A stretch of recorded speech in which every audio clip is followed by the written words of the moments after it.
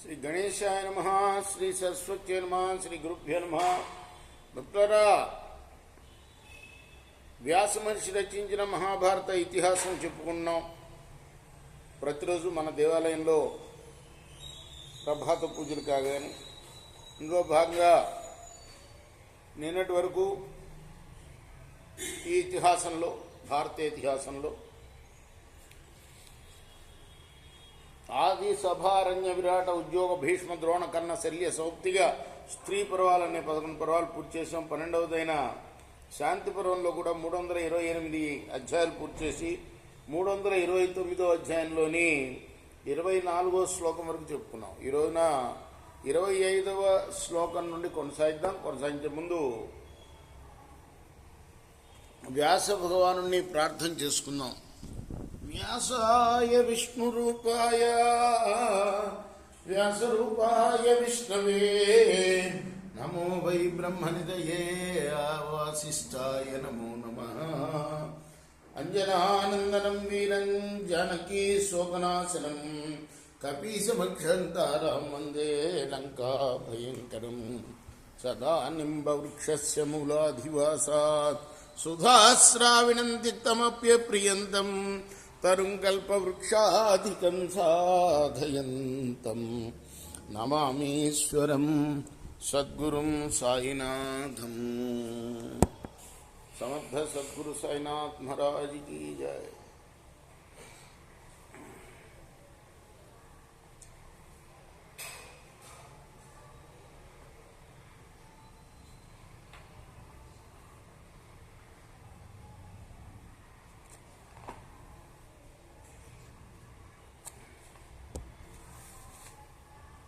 శుభైర్లభతి దేవత్వం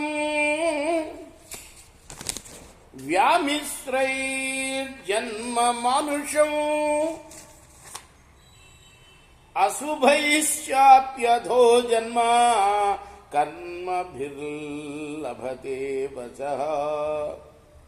జీవుడు కర్మకి అధీనుడు. వాడు గనక పుణ్యకర్మలు చేసుకుంటే దేవతల్లో ఒకటిగా పుడతాడు. లేదు, పుణ్య పాపకర్మలు మిశ్రమంగా చేసుకుంటే మానవ జన్మ పొందుతాడు. వ్యామిశ్రైర్ జన్మ మానుషం. అలానే కేవలం అశుభ కర్మలు మాత్రమే చేసేవాడు పశుపక్షాది నీచ జన్మలు పొందుతాడు. తత్ర మృత్యుజరా దుఃఖై సతతం సమభిద్రుతః సంసారే పచ్యతే జంతు తత్కథం నవబుధ్యసే. ఈ అన్ని జన్మల్లో కూడా వాడికి జననం ఉంటుంది, మరణం ఉంటుంది. ఈ రీతిగా జన్మించే ప్రతి వ్యక్తి కూడాను సంతాపాగ్నిలో పక్వం అవుతాడు. అహితే హిత సంజ్ఞస్త్వం అధ్రువే ధ్రువ సంజ్ఞక అనర్థే చార్థ సంజ్ఞత్వం కిమర్థం అవబుధ్యసే. మేలు కాని దాన్నే నువ్వు హితం అనుకుంటున్నావు, వినాశశీలమైన వాటిని శాశ్వతాలు అనుకుంటున్నావు, అనర్థకాన్ని సార్థకం అని భావిస్తున్నావు. సంవేష్యమానం బహుభిః మోహాత్తంతుభిరాత్మజై కోశకారైవాత్మానం వేస్తేర్నావబుధ్యసే. నిజానికి సుఖయోగి అప్పటికే తండ్రి బోధ వల్ల గొప్ప జ్ఞాని అయినాడు. కానీ ఇవన్నీ నారదుడు ఎందుకు చెప్తున్నాడు సుఖయోగికి అంటే మన కోసం అన్నమాట. మేలు కాని దాన్ని నువ్వు హితం అనుకుంటున్నావు, వినాశశీలమైన వాటిని శాశ్వతాలు అనుకుంటున్నావు.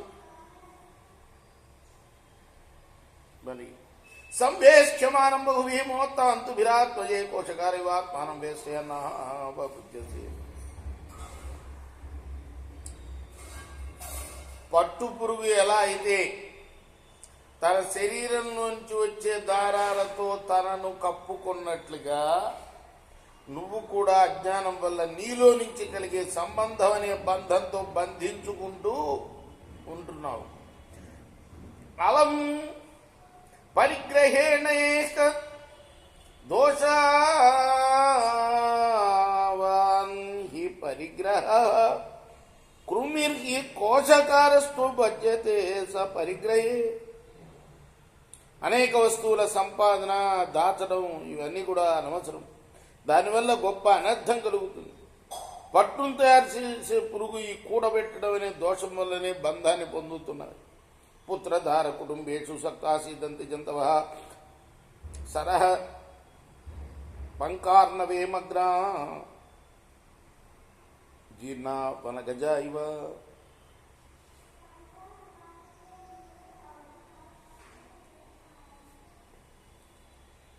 అడవిలో ముసలేనుగులు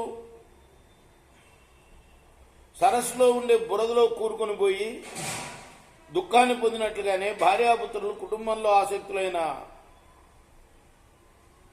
ప్రాణులు కష్టాల పాలవుతున్నారు.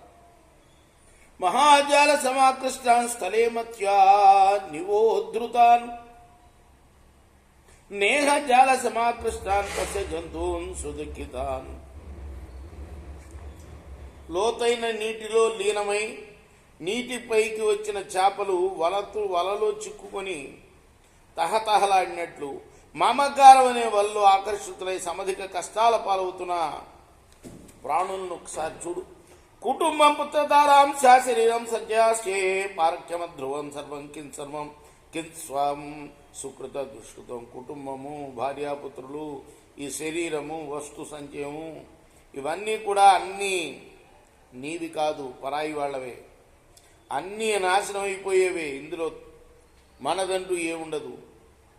కేవలం పాప పుణ్యాలవే మనవే. స్వర్మ యథా సర్వం పరిత్యజ్య గంతవ్యం అవసేన తేనర్థే కిం ప్రసక్త స్వం సమర్థన్నాను తిష్టసి. సమస్తాన్ని వదిలిపెట్టి నువ్వు వివసుడవై ఇక్కడి నుంచి వెళ్ళవలసిందే ఖచ్చితంగా ఏ రోజైనా. అలాంటప్పుడు అర్థమయమైన జగత్తులో ఎందుకు ఆసక్తులు అవుతున్నావు? నీ అసలైన ప్రయోజనం అయిన మోక్షానికై సాధన చేయటం లేదు ఎందుకు? అవిశ్రాంతమాలంబం అపాధేయమదైసికం తమ కాంతారమధ్వానాం కథమే కోగమిక్షసి. నిల్వ నీడ లేనిది, తోడు లేనిది, దారిభత్యం లేనిది, స్వదేశీయుడు కానీ చెప్పువాడు కానీ లేనిది, అంధకార బంధురమైనది, అడుగు మోపటానికి వీలుగానిది. ఇటువంటి త్రోవలో ఎందుకు ఒంటరిగా ప్రయాణిస్తావు? నహి త్వాం ప్రస్థితం కశ్చిత్ పృష్ఠతో అనుగమిష్యతి సుకృతం దుష్కృతం చ త్వాం యాస్యం మనుయాస్యతి. పరలోక మార్గం పట్టినప్పుడు నీ వెంట ఎవ్వడు రాడు. అక్కడికి వెళ్ళేటప్పుడు నువ్వు చేసిన పుణ్యపాపాలే నీ వెంట వస్తాయి. విద్యాక్రమంచ శౌచంచ జ్ఞానంచ బహువిస్తరం అర్థార్థమనుసార్యంతే సిద్ధార్థస్య విముచ్యతే. పరమాత్మ ప్రాప్తి కోసం విద్య, కర్మ, పవిత్రత, బహు విస్తారమైన జ్ఞానం వీటిని సహాయంగా చేసుకోవాలి. పరమాత్మ ప్రాప్తి అయిన తర్వాత మానవుడు ముక్తుడవుతాడు.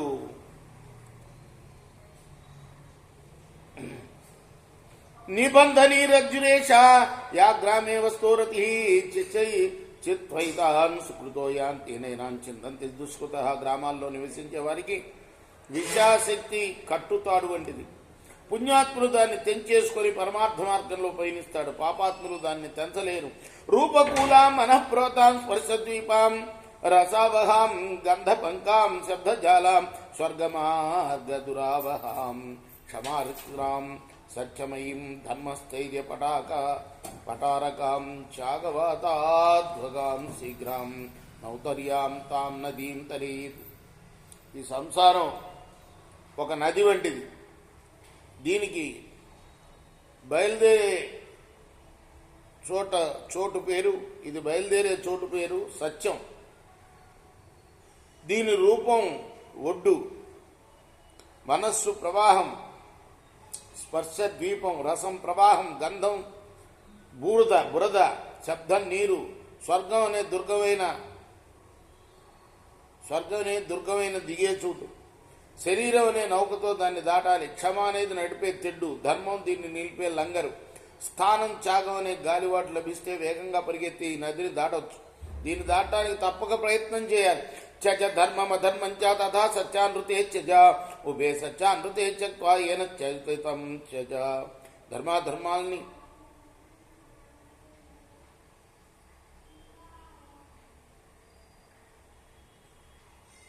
సత్యాసత్యాల్ని దేనితో త్యాగం చేస్తున్నావో దాన్ని ఇవన్నీ కూడా వదిలివేయాల్సినవే. చజ ధర్మవ సంకల్పాత్ అధర్మం చాప్యలిప్సయా ఉభే సత్యానృతే బుద్ధ్యా బుద్ధిం పరమనిస్య. సంకల్పం వదిలి ధర్మాన్ని ఏ కోరిక లేకుండా అనుసరించాలి. బుద్ధితో సత్యాసత్యాలను వదిలి పరతత్వ నిశ్చయంతో బుద్ధిని కూడా త్యజించాలి. అస్థి స్థూణం స్నాయుయుతం మాంస శోణితలేపనం చర్మ అవనద్ధం దుర్గంధి పూర్ణం మూత్ర పురుషియో జరా శోక సమావిష్టం రోగాయత సమాతురం రజస్వరమనిత్యంచ భూతాభాసమిమంచ. పంచభూతాలకి నివాసమైనది ఈ శరీరం. దీనిలో ఎముకలు, స్తంభాలు, ఇది నాడులనే నరాలతో కట్టబడింది.